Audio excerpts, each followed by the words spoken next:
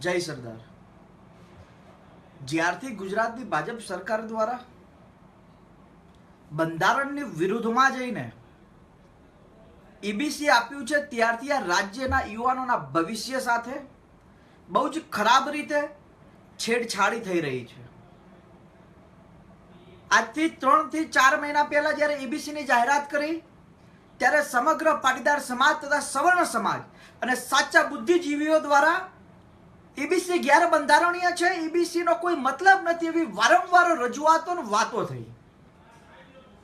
ગુજરાતની ભાજપ સરકાર દ્વારા ઈબીસીની આ જાહેરાતને ગુજરાતની હાઈકોર્ટ દ્વારા નકારવામાં આવી અને જ્યારે ઈબીસીની જાહેરાત કરી ત્યારે આજ ભાજપ સરકારના મંત્રીઓ, ભાજપ સરકારના આગેવાનો વારંવાર કહેતા હતા કે અમે ઈબીસી માટે એક લોલીપોપ અને બંધારણની વિરુદ્ધમાં જઈને આ વિશાળ આંદોલનને તથા સમગ્ર સવર્ણ સમાજના લોકો સાથે જે મજાક કરવામાં આવી, જે ધૃણા કરવામાં આવી, એનાથી દૂર થવાનો જે પ્રયાસ કર્યો અને આજે આ ઈબીસી સુપ્રીમ કોર્ટમાં કાયદાકીય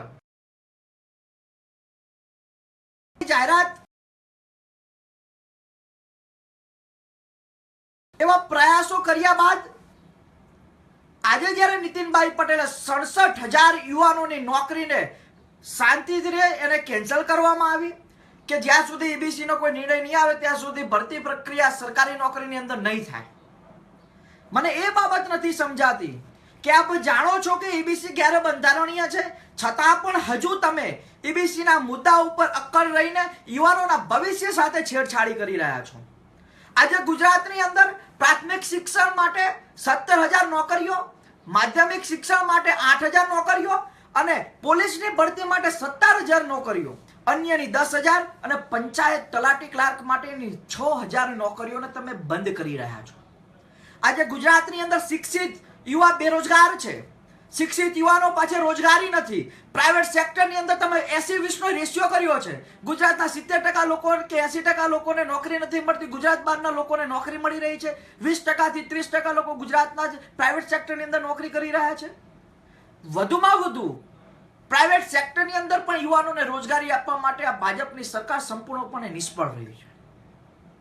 મારો હેતુ એ કહેવા માંગુ છું કે ગુજરાતની અંદર જે સરકારી ભરતી થઈ રહી છે એની અંદર વિલંબ શા માટે? આપણે અંદર વય મર્યાદા નિશ્ચિત હોય છે કે 27 વર્ષ, 28 વર્ષ કે 32 વર્ષ. શું કામ જાણી જોઈને તમે વય મર્યાદા સાથે નાટક કરીને આ ભરતીને પાછી ઠેલવી રહ્યા છો? કોઈ યુવાનને છેલ્લું વર્ષ હશે આ પરીક્ષા દેવા માટે અને પછી તમે જેટલો ભરતી પ્રક્રિયાને પાછળ કરતા જશો, યુવાનની વય મર્યાદા પૂરી થતી રહી છે. પ્રથમ વાત અને છેલ્લી વાત, વારંવાર એ કહીએ છીએ કે ગુજરાતની ભાજપ સરકાર એ કેન્દ્ર સરકારના ઈશારા પર કામ કરી રહી છે અને યુવાનોના ભવિષ્ય સાથે હર હંમેશ છેડછાડી કરી રહી છે.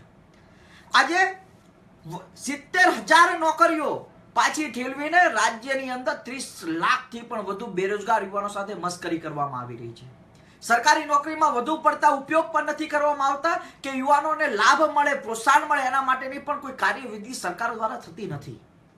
હું વારંવાર કહું છું યુવાનોને પણ કે જાગૃત બનો, મજબૂત બનો. આ ભરતી પ્રવેશમાં પણ આ લોકો ભ્રષ્ટાચાર અને ખોટી રીતે ભરતી કરીને સાચા અને ઈમાનદાર અને જે હોશિયાર છોકરાઓ છે, યુવાનો છે, એની સાથે હર હંમેશ માટે છેડતી અથવા છેતરપિંડી થઈ રહી છે.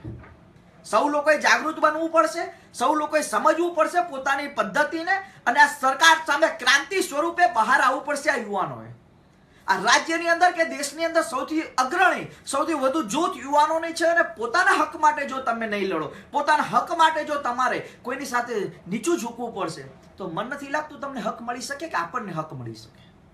આ ઈબીસી એક ગેર બંધારણીય છે. ઈબીસી કોઈ પણ રીતે લાગુ થવાની નથી. હું સૌ યુવાનોને કહું છું કે તમે તમારી રીતે મજબૂત બનીને કાર્યવિધિમાં આગળ વધો. સરકારની પદ્ધતિથી ન ચાલવા મારી વિનંતી છે, કારણ કે આ લોકો પોતાના સ્વાર્થ માટે, પોતાની પદ્ધતિને ઓકે દેખાડવા માટે ગુજરાતના લેબોરેટરી સ્વરૂપે ઉપયોગ કરી રહ્યા છે અને આ ઈબીસી ગુજરાતની લેબોરેટરી સમાન એક પ્રયોગશાળા રૂપે ઉપયોગ કર્યો આ લોકોએ.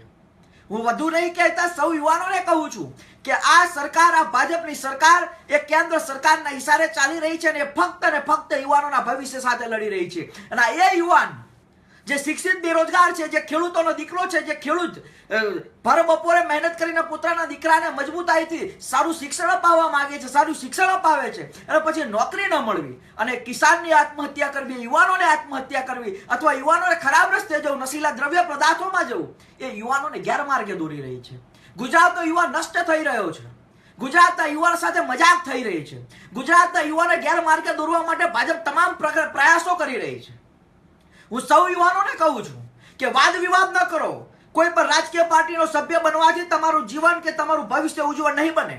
કોઈ પણ રાજકીય પાર્ટીનો યુવા સભ્ય બનવાથી તમને નોકરી નથી મળવાની. કોઈ પણ રાજકીય પાર્ટીનો યુવા સભ્ય બનવાથી રાજ્યની અંદર યુવાનોની ભરતીની અંદર થતી ભ્રષ્ટાચારી ખતમ નથી થવાની. એના માટે લડવું પડશે, જાગૃત થવું પડશે. આપણી સાથે શું અત્યાચાર થાય છે, રાજ્યના એ 50 લાખથી વધુ યુવાનો એકજૂટ થઈને મેદાને આવવું પડશે. હું એવું નથી કહેતો લડવાની વાત, હું એવું કહું છું સાચી હકીકત ઉપર લોકો સમક્ષ રજૂ કરો. યુવાનો સાથે શું અન્યાય થઈ રહ્યો છે એની વાત લોકો સુધી પહોંચાડવી પડશે. વારંવાર કહીએ છીએ યુવાનો જાગૃત બનો, યુવાનો મજબૂત બનો, યુવાનો તમારી તાકાત છે, તમારું બાહુબલ્ય છે, તમારામાં જોશ છે. ને આ એક આંગળી સમય આવતા જ્યારે વોટિંગ મશીન ઉપર પડે છે ને મિત્રો, ત્યારે તમારી તાકાત શું છે એ ભલા સરકારને ખબર પડે છે. હું એવું નથી કહેતો કે હું ભાજપનો વિરોધી છું, હું કોંગ્રેસનો વિરોધી છું, હું આમ આદમી પાર્ટીનો વિરોધી છું. હું એ કહું છું કે આપણા સૌનું ભવિષ્ય આની અંદર બરબાદ થઈ રહ્યું છે. આ સરકારી નોકરી ન આપવી, સરકારી નોકરીમાં વિલંબ કરવો, એ સૌથી મોટો અત્યાચાર આ ભાજપની સરકાર દ્વારા યુવાનો પર થઈ રહ્યો છે. અને એની અંદર સૌ લોકોએ પોતાનો અવાજ ઉઠાવીને આપણો હક માંગવો પડશે. જુદી જુદી પ્રક્રિયા પદ્ધતિ હોય કે એની અંદર ભ્રષ્ટાચાર પદ્ધતિ હોય, એની અંદર જે પ્રમાણે વર્ષોથી ચાલતી આવતી ભ્રષ્ટાચાર પ્રકૃતિ, પૈસા આપો નોકરી લઈ જાઓ, પૈસા આપો નોકરી લઈ જાઓ, પોલીસ ઇન્સ્પેક્ટર માટે 15 થી 20 લાખ રૂપિયા ચાલતા હોય, મામલતદાર માટે 50 લાખ રૂપિયા ચાલતા હોય, તલાટી માટે 12 થી 13 લાખ રૂપિયા ચાલતા હોય. ભાઈ કિસાનના દીકરા છીએ, ક્યાંથી લાવવા પૈસા? એટલા માટે કહું છું કે મજબૂત બનીને તમારી સાથે જે અત્યાચાર થયો છે એના માટે જાગો, ઉભો થા મારો ભાઈ. તું યુવાન છું અને તારા હક માટે તારે ખુદ લડવું પડશે. કોઈ રાજકીય પાર્ટી તારા હક માટે લડવા નથી આવવાની. એટલા માટે કહું છું, કેમ કે આપણે સિંહ છીએ, બકરી નહીં.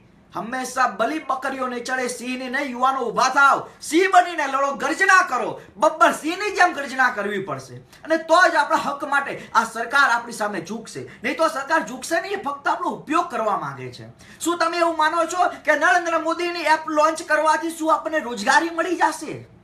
શું રાજ્યની અંદર જાતિવાદનું રાજકારણ કરીને આપણને રોજગારી મળી જશે?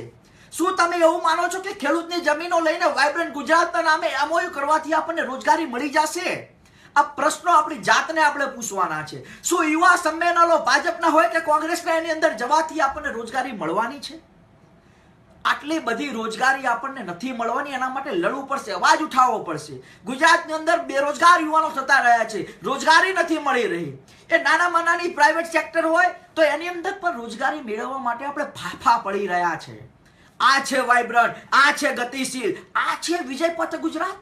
એના માટે લડો. હું સૌને કહું છું કે જાતિવાદની રાજનીતિ અલગ છે, આરક્ષણ આંદોલન એક અલગ પદ્ધતિ છે અમારા સમાજ માટેની કે મારા સમાજ માટેની. પણ જ્યારે યુવાનની વાત આવતી હોય, એ ચાહે પાટીદાર હોય, રાજપૂત હોય, દલિત હોય, ઓબીસી હોય કે મુસલમાન હોય, એ સૌ લોકો એકજૂટ થઈને લડવું પડશે. કેમ કે યુવાનોની શક્તિ છે આ દેશની અંદર, અને યુવાનો જ આ દેશને સાચા માર્ગે કે આ ગુજરાતને યોગ્ય માર્ગે લઈ શકશે. હું એવું માનું છું કે આપણે સૌ લોકોએ જાગૃત થઈને લડવું પડશે, ક્રાંતિ કરવી પડશે, અને ત્યારે જ એક મજબૂત અવાજ આપણા સૌના ભવિષ્ય માટે બની શકશે.